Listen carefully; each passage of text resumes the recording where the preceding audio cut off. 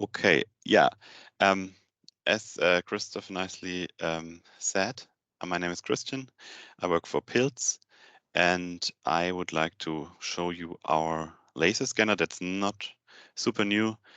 It goes by the name of PSENscan, so it's a sensor by Pilz that's a laser scanner. And yeah, how we use this in ROS and how we make these features of the laser scanner available in the ROS world, which does not really refer to the conference, but instead just like the general ROS world, you know, the world we live in. Okay. I would first want to start by introducing Pilz a little bit because I'm not so sure if everyone knows our company. Then there are these kind of updates. There's actually a switch going on in whatever we do in ROS. Then I will plainly introduce the product PSENscan as it is, and then in the application example also show how this can be used in ROS and what is possible there. Exactly. Pilz is a relatively medium-sized company, I guess. Officially, I think it's a medium-sized company. It's not far from the place where IPA is. So it's actually, yeah, if you go from IPA towards the airport in Stuttgart, that's roughly where our headquarters are. But you can see already that we have quite a bit of export. So we sell a lot of our products internationally, and we have these subsidiaries in all the different companies in all the different countries who then will support you with the sales in your local market. Our company, which is probably worth noting, is privately owned. So Mr. Pilz, is the owner of our company, and also, for example, gave a talk about, I think it was 3 years ago at the ROS Industrial Conference. So if you want to check that out, I think it's also recorded. And he explained why he is committed to ROS and why our company will go in this direction. And this also means that the company will reinvest all of these, the earnings we make back into the company and will support long-term growth for this company. Exactly. As of products, we have a relatively broad portfolio with one focus. One focus is usually safety. All of our products are related to safety. So for example, we have sensors that can be used as safety sensors. You can see here in the image the light curtain sensors, but also a laser scanner, of course, is another example. We also have these safety controllers. These might be simpler safety controllers, safety relays that just monitor the e-stop button. But as you can see on the picture, this is actually a full-blown PLC that happens to have also safety IOs so that you can run the safety programming of your machine alongside the normal programming of your machine. We also support drives. There are also regular motion controllers that have additional safety features, but also operation and monitoring that you can do on your automation systems, and also a relatively new area is also software. We have different types of software, and if you want, you can see the ROS packages as part of this software section in the portfolio. But of course, we don't sell them. We make them available open source. Yeah, let me come to this section, news and updates from our group, ROS at Pilz. You can see on the left side is actually a demonstrator that we showed, I think, also 3 years ago in 2018 at the Automatica Trade Fair. And previously, I was presenting at ROS events this manipulator on top, the so-called PRBT. But unfortunately, I will have to announce that the PRBT is discontinued. We are no longer selling it. But if you want to recall, we developed at the time the drivers for this robot, and I'm proud to say that we developed it in-house. So that this means we don't ask someone else to do this because we think we have the best insight. And something similar we are going to do with the laser scanner, as I will introduce shortly. Because we had this goal to provide this high quality ROS driver and to provide it directly. But I'm also proud to announce that, yeah, the driver and the thing, parts of the stuff we did for ROS lives on, because we not only developed this driver that, yeah, you would basically just use the robot to plug into ROS, but we also developed the custom planner. And this planner that we developed is specially suited for industrial uses. So it can actually interpolate in the joint space or interpolate in the Cartesian space directly without using the probabilistic approaches that are known in MoveIt. And so I'm very happy that our planner is now part of MoveIt. And you can also, if you want to know more about this, you can check out my talk at the MoveIt workshop in Macau. And yeah, but as I said, you can see on the left this manipulator that we showed in 2018, and you can already see that at that time there was already our laser scanner present as well. But it was not supported in ROS at this time. And so after the PRBT was discontinued, we decided to focus on bringing this laser scanner properly into the ROS world and making it properly available for ROS developers of AGVs or AMRs. So let's have a quick look at the PSENscan. You can use it regularly with your move base and also with nav2. You can install the packages. You can have a look at the code, or you can install the packages for Melogic Noetic. We are supporting Foxy as well. I think it's, as I speak, not released, but it should be released in 1 or 2 weeks, I guess. The general concept of how it works with ROS is that the PSENscan uses a UDP protocol to send the measurements it does to the ROS PC and is then interpreted there as a laser scan message. But more on that later. Generally, I also have to say that we have also a standalone C++ library, so you could also just use the scanner with C++. And this was also the thing that made it for us relatively quick to switch to Foxy, because most of the code and most of the logic that we use is actually contained in the C++ library. And if you want to know more, then there's also a README file on how to just use this separate C++ library. But I guess now, before we go into the ROS details, I have to show you the laser scanner in a bit more detail. So it's it does regular 2D area monitoring. So in this, as you know, in this polar coordinate system, it generally supports the performance level D. There are different variants of this laser scanner. The light laser scanner is one that is not interesting for us because it will not send out the data via UDP, but the master laser scanner will do it. And then there's also the master encoder laser scanner, which I will explain more on later. As the name suggests, this will also support encoders that you can put on the wheels of the AGV. And then there are also the slave versions. And again, you can see it from the name, the slave versions work with the master versions in conjunction. And then the master basically monitors the safety zones of both of these scanners, and you can have multiple slaves connected to one master.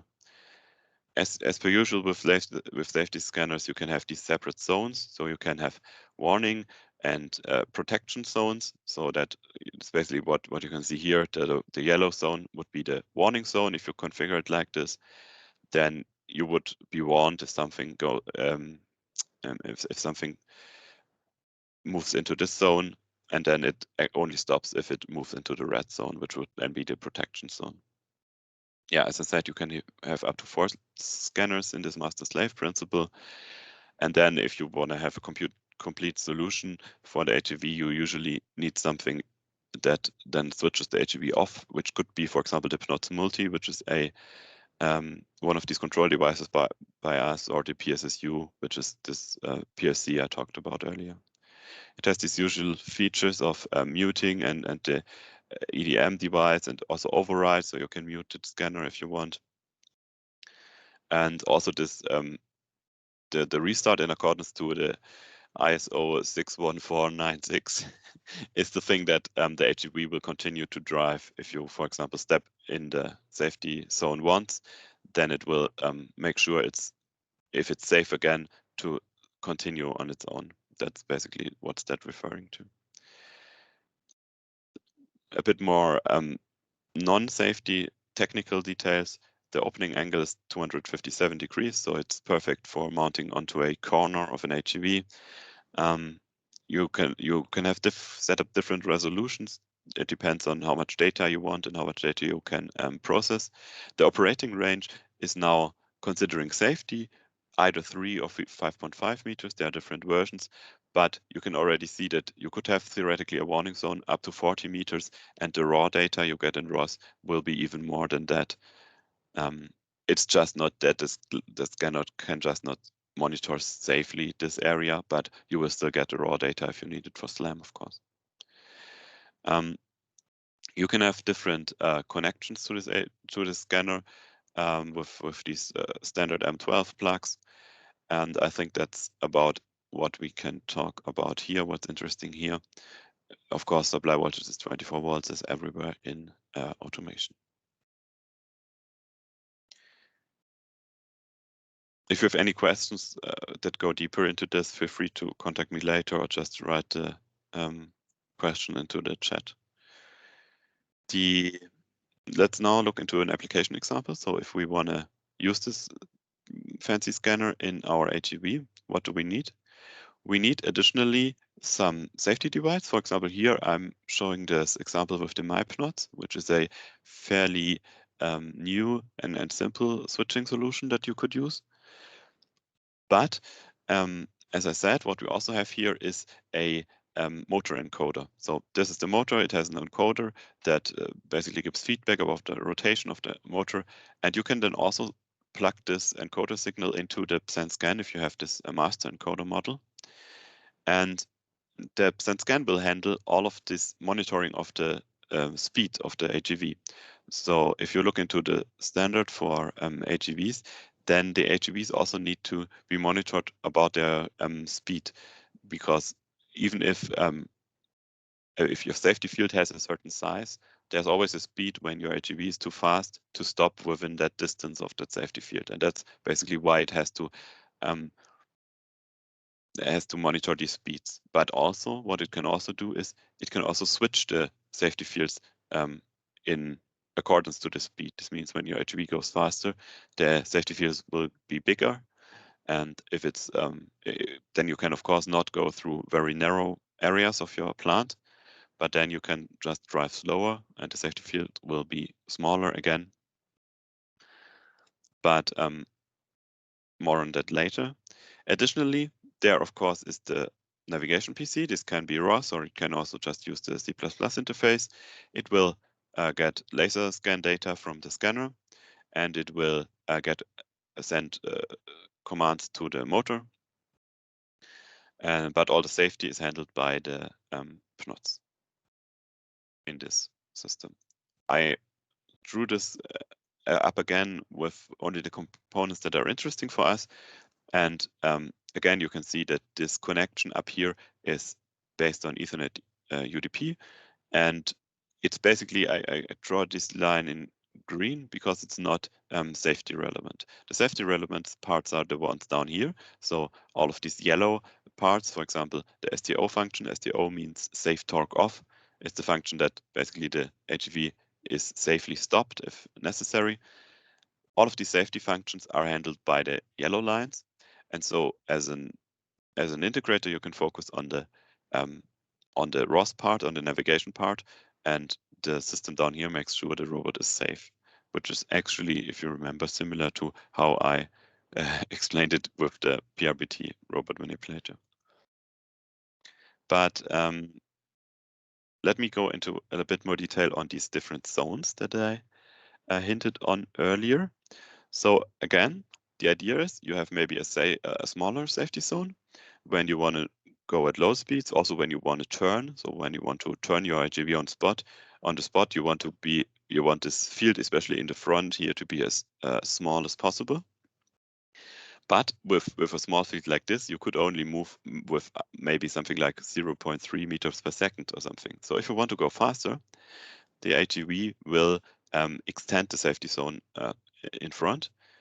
or if you go faster backwards, it will extend it in the back. You can configure this freely depending on the geometry of your HEV, and also you can have up to 3 different zones if you want to switch them with relay contact. And yeah, the switching is performed safely by the scanner. And also the benefit is that you don't need a complicated you don't need some complicated solution in this area. This area is still relatively simple and just handles these switches and handles the safe I/O from the scanner. All of these calculations about the speed and everything is handled by the master encoder scanner. So this makes this solution again relatively lean and simple. Exactly, but this is also the downside. We currently only do this for differential drive, but we're working on solutions for other kinematics. But this would be good for the safety, but it would not be very easy to use in ROS, because if you think about it, if the robot goes faster than and this field or the safety field increases, then your robot would easily go into obstacles if it's not taking this into account. That's why we are sending both of these information. So first of all, the geometric shape of all these configured different zones, but then also at runtime, what is the currently active safety zone? Again, the scanner is deciding what zone should be active, but it's informing ROS about which zone that is.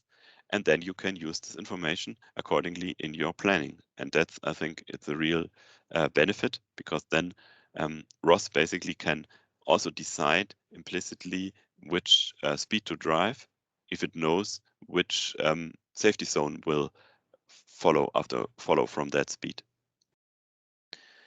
And exactly, so again, all the safety functions are handled by the scanner, and then you can in ROS focus on this application side and can react to the changing safety zones as well. Yeah, I want to give a quick overview what I talked about, and in the end I can also show you a quick video where we see all of this in action. I talked about the laser scanners, PSENscan, which has many different features but is generally just a regular laser safety scanner. It has this 275-degree area that it monitors. We support ROS and ROS2. We can use this safety scanner in the autonomous navigation in conjunction with ROS, or also other solutions. The master encoder is a special scanner that also interfaces with the wheel encoders and uses this information to switch the safety zones accordingly. And this safety zone information is then also available in ROS, both for the configured, let's say, offline data for how the safety zones are configured, but then also at runtime, the information is provided which zone is currently active. So you can basically prepare in your ROS program for different safety zones, and then also know which one is active in any given moment. So I guess the next step would be to show you our little video. Here you can see that we built up a demonstrator for this autonomous navigation in ROS. I have to stress that we, of course, are not planning to sell AGVs now, even though this has this beautiful yellow color and it would be quite fitting for our portfolio, but this is actually provided by the Neobotics company. And we just equipped it with our laser scanners. You can see one is in one corner and the other one is in the other corner. And then we simply installed ROS on the industrial PC inside, which is also supported by Neobotics already in parts. And then we made sure that the thing navigates freely and that my colleague Richard, that you can see here, is able to operate with it, because now if he steps closer to the HEV, it will safely stop. He can then exchange whatever he does there. And the HEV switches on again by itself and drives off into the sunset. Exactly. So we should now see also a view of how the laser scanner sees its obstacles. In the scenario, basically, the robot has now brought this material to him. But now we can see the ROS screen as well, which is, of course, nothing new for someone who used ROS and the ROS navigation before, but it's also working with our scanner now. It's seeing here Richard as an obstacle, or basically his legs, I think, and then it's planning around him. Here you can see it again from the top view.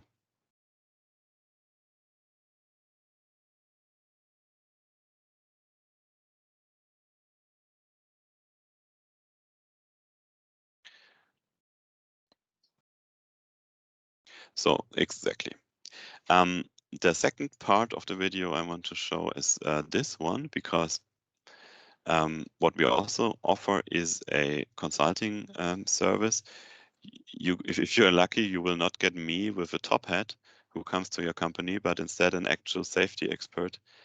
And he will also, we have people that have already a lot of experience with these HEV applications.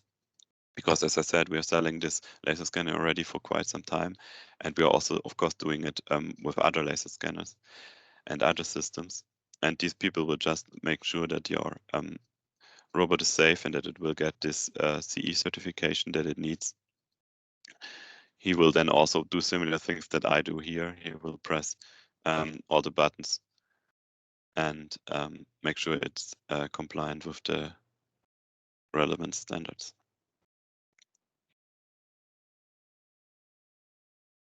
Exactly. Yeah, so I guess from that side, thank you very much for your attention. If you are interested, check out this our packages with this link above, or if you have further questions, feel free to contact me. But now I think we also have time for some questions, right?